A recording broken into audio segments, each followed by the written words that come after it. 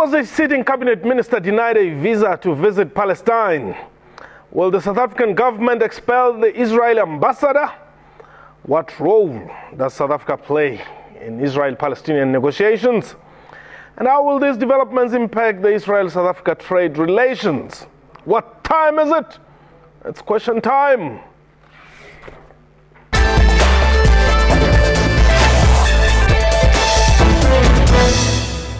Hello and welcome to the show. My name is Mpho Tseidu. Higher Education Minister Dr. Blade Nzimande was recently denied a visa by the Israeli government to visit Palestine. The trip was intended to promote research collaboration between the University of Johannesburg and Palestinian institutions. The visa denial has been linked to Dr. Nzimande's public comments against the occupation of Palestine by Israel.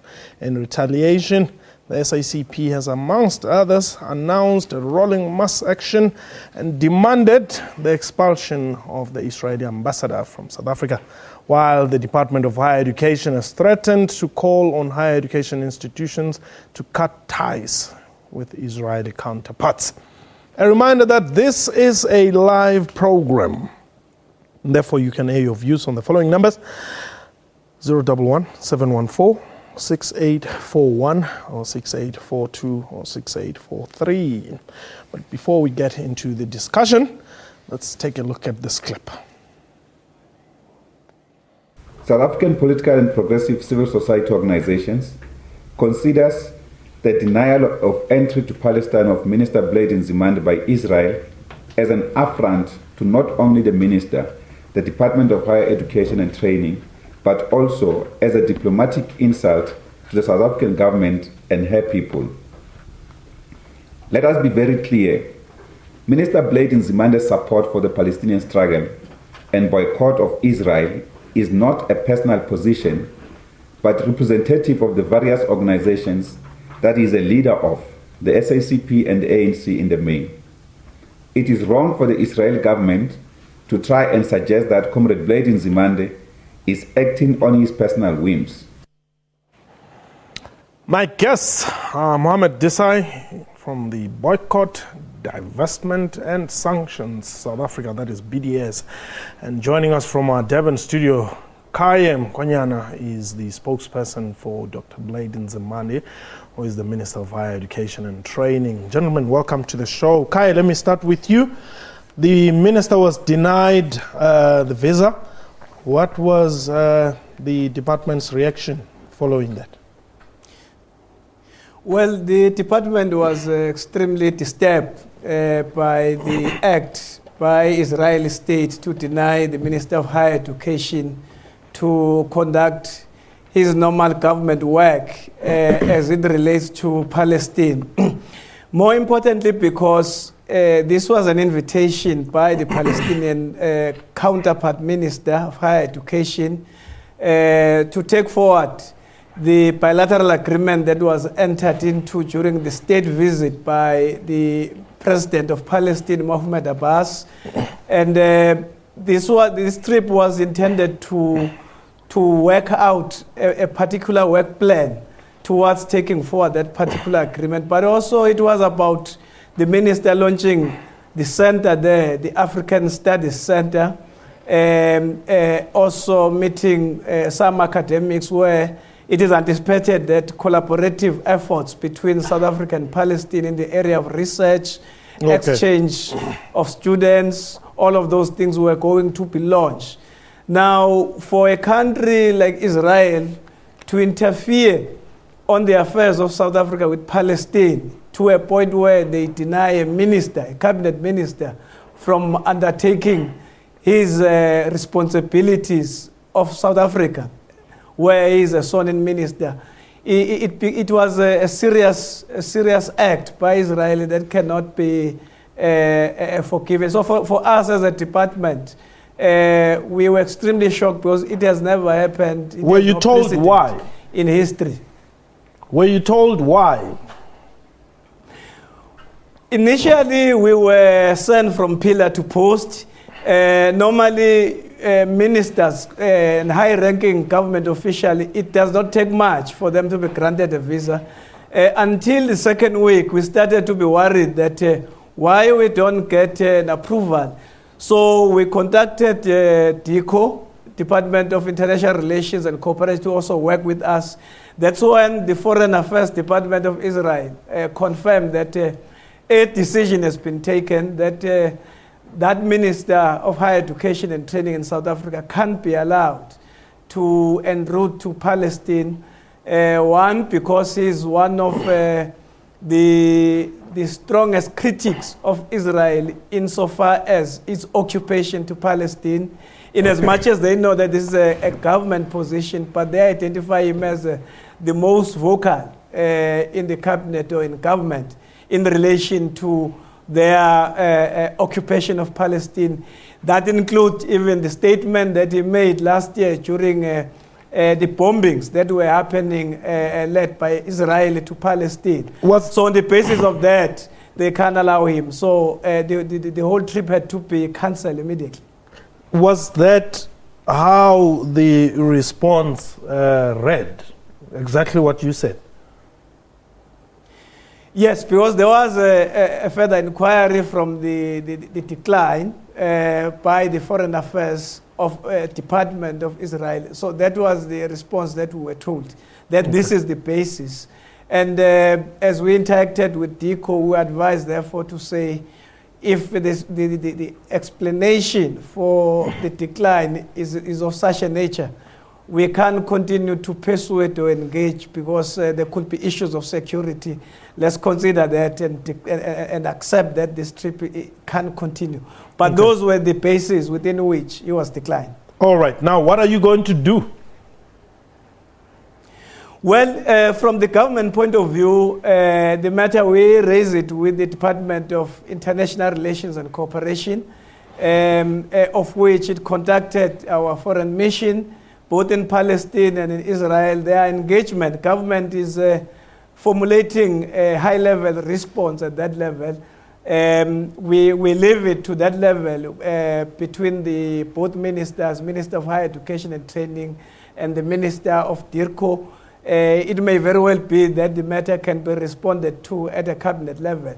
So, but that's a work of the executive. But we know that there is a particular process, because it can't be left like that. Because what it means in essence is that there's no cabinet minister actually who can go to Palestine and fulfill what was agreed to between both president of Palestine and South Africa. But that's not true. The position of South Africa is it's a cabinet position. It's not a Nzimande position to critique Israel. But the Deputy Minister Albert Papela has visited that area last year or so.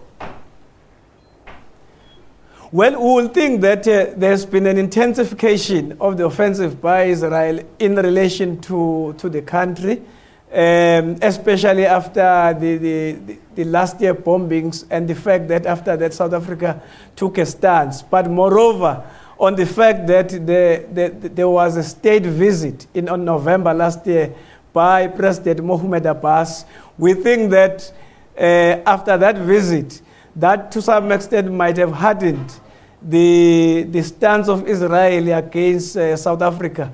And we think that on the basis of that visit, it may very well be that other cabinet ministers, may not even senior government officials, might not be allowed to go to Palestine as it has happened with Minister Nzimande. So the hardening of attitude might be informed by that state visit, which was not palatable, as we could imagine from the Israeli point of view. Okay, hold the thought there. I want us to take a quick break. When we return, let's hear what the BDS intends to do in 10 days. This is Question Time.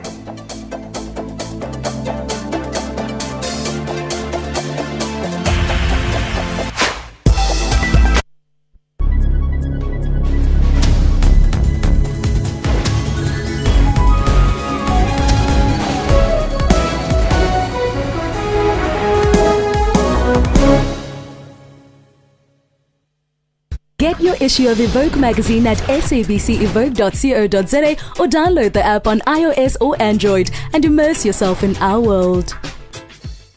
Sup, peeps? I heard some people don't bother voting. They say it makes no difference. If only they knew. Nearly 400 councillors won by fewer than 250 votes in the last local elections. One vote is all it takes to win a award, and that one vote is mine. Boom!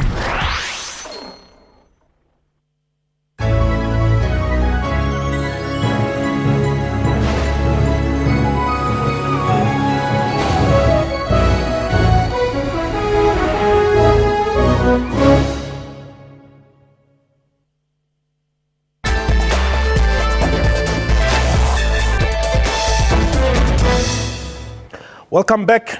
You're still watching Question Time. My guest today, Mohamed Desai, or rather Abraham Desai, is with Boycott, Divestment and Sanctions, BDS. Let me get something clear. Then the minister is denied a visa. BDS, you were very quick to jump onto the bandwagon of those who are calling for this and that. Now, you have demanded that the ambassador of Israel must be expelled from South Africa, and if he is not expelled, you're going to do a couple of things within 10 days. Thanks, Mpo. Three things. Firstly, the insult that the Israeli government is currently expressing towards the South African government moves beyond just a diplomatic insult. It's also an attack on education itself, on academic freedom itself. It seems as if Israel is hell-bent on isolating Palestinian universities, Palestinian students and Palestinian learners. We saw last year, for example, during the bombing in Gaza, the killing of over 500 Palestinian children under the age of 16. So it would seem that Israel is actually anti-education in terms of trying to suppress any sort of relationship between Palestine and South Africa, but also in terms of its attack on the very infrastructure of education. And so BDS South Africa, together with other various political and civil society organizations, have come out making a very clear statement that this attack is both an attack on our government, our people, but also on the very ideas of justice, peace, and equality. And this is some of the reasons why we are mobilizing against this diplomatic move by Israel. But more importantly is that as BDS South Africa and as the various other organizations, including the ANC Youth League, the South African Students Congress, the South African Union of Students, we've been consistent that the Israeli ambassador has no space here in South Africa. He needs to pack up his bags, go home and sort out issues there. But who are you, BDS? Who are you to say the ambassador must go when this ambassador was accepted by the President of the Republic of South Africa? His credentials were presented and they were not automatically approved. Now, I'm glad you're asking that. BDS is a call that was made by Palestinians in 2005. It now has a support across the world in over 10 years of South Africa's largest trade union federation, COSATU, of the ANC Youth League, of the ANC itself, of the YCL, of the South African Communist Party. And we know from our history, Mpo, that the boycott against apartheid South Africa didn't start off with necessarily governments taking out ambassadors. It started off by ordinary people like you and me coming out onto the streets and insisting that apartheid South African businesses, South African apartheid government officials had to go back home and sort out the racism in our country. Okay. Likewise, that is where we are at. We are building a mass movement similar to the 1980s anti-apartheid movement. Douglas, you're calling us from Vereeniging, and welcome to Question Time. Hi. I'd like to say something. Yes. Can you hear me? Very well. I'd like to say something. First to this guy that you got there by the studio, because he doesn't know. He's one of those that is causing the problems here in our country. He's this little youngster you got here. Because he's causing people to be xenophobic and want to take law into their own hand and create chaos in our country. This same little maniki must chase him out of our country. That other guy, he's from the Communist Party, the one in Durban that you got there, that had a lot to say. And I can tell you, everything he's told you is a bunch of lies. So whether we like it or not, he's a liar. Okay. Number two is Blade, that Oki, the guy from higher education. Yes. The Minister of Higher Education, he was the one that has caused all the trouble in this country. No, but we're talking about Palestine I and know Israel. what you're talking about. You're talking about why he's not allowed to go to Israel. Yes. And I say Israel's got the right, because they had the right somewhat to allow that guy from Palestine to come here last year. Yes. Whether it agreed with all of us or not, they allowed him. Where were we put into the picture? It's supposed to be a democratic country. Okay. It's very far from being democratic, because it's only going around one side of the story. All right. It's not going around all the sides. Thank you. It's not bringing all the people into the conversation.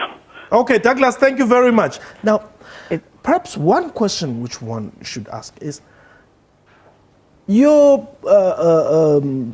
allies here, the Communist Party and others, they were very excited when the Dalai Lama was denied a visa. It made sense. But this time, the minister is denied a visa, therefore it is not in order.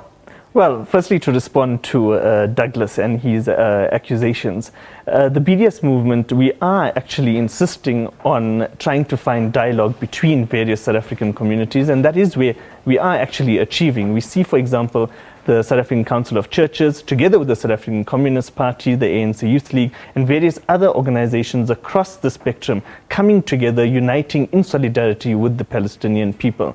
Now, the Dalai Lama issue is different to this issue. It's not that the South African government told the Dalai Lama not to come to South Africa or prevented him by saying that you are being rejected because of your views or because of your solidarity with a certain group of people. In fact, various organizations in this country are allowed to express and support the Tibetan struggle. So likewise, but in contrast to this issue, you have the Israeli government actually coming out to say we don't want a government official coming through to Palestine. And it goes a bit further, because remember that what we also are viewing here is we're seeing Israel having complete control of another country which they claim not to be having any sort of occupation of. Hold the thought there. I need to take Fani. You are in Polokwane. Sir, how are you? Doing very well. Thanks for calling. Yes, sir. How are you? Yes, go ahead. We're fine. Okay, yes. I just want to ask those gentlemen in the studio, what do they understand about... I'm so nervous. What do they understand about a Palestinian view that they want to eradicate Israel on the world map? Considering that our President Nelson Mandela has always advocated for peace and has always said, given the kind of situation when you come from in South Africa, Nelson Mandela, he always said we must sit around the table and negotiate. But Palestinians, in most cases, although we sympathize with them, but they don't want to sit around the table with Israel and do some negotiations so that there could be an everlasting peace in that particular country. Thank you very much. Okay. I will bring Kai in as well. Let me allow you to respond to this.